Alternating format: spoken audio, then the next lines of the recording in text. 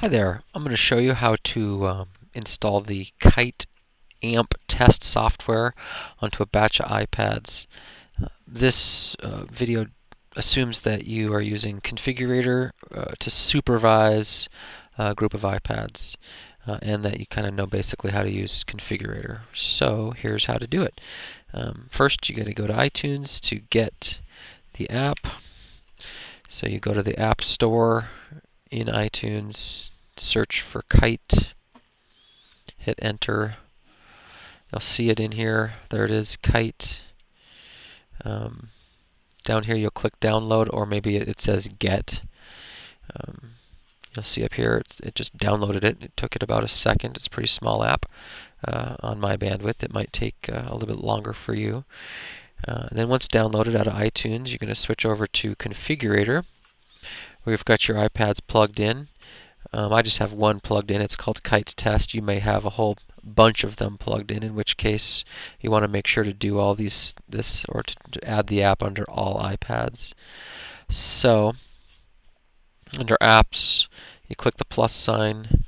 It takes you to the Mobile Applications folder. You find KITE. You add it. It will import the app. And then essentially to install it, you click the checkbox and you click Apply, which will install the app here. So you can click here to watch it do its magic, installing KITE Client app.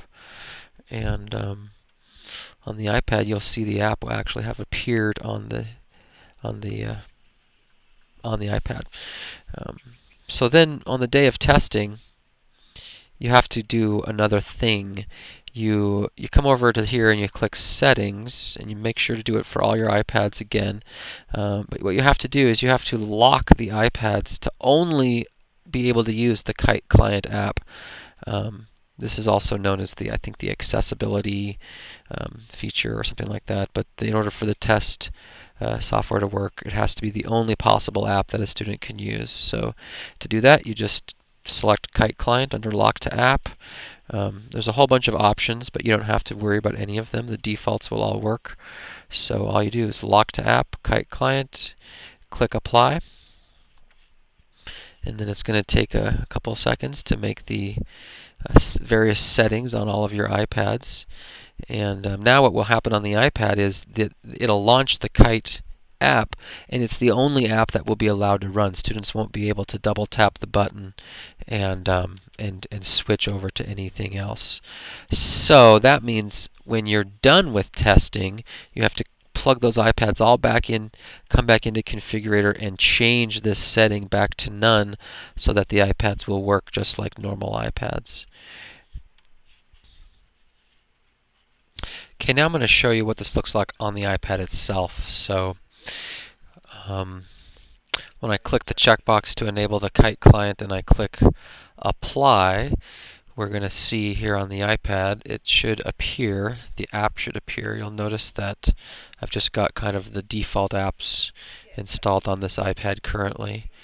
And there the KITE app has appeared.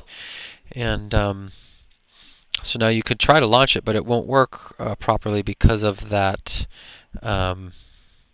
issue with the guided access locking it, lock to app. So I'm gonna right now I'm back in Configurator. I'm gonna click on Lock to App for the KITE client. I'm gonna click Apply, and then you can see what happens here on the iPad.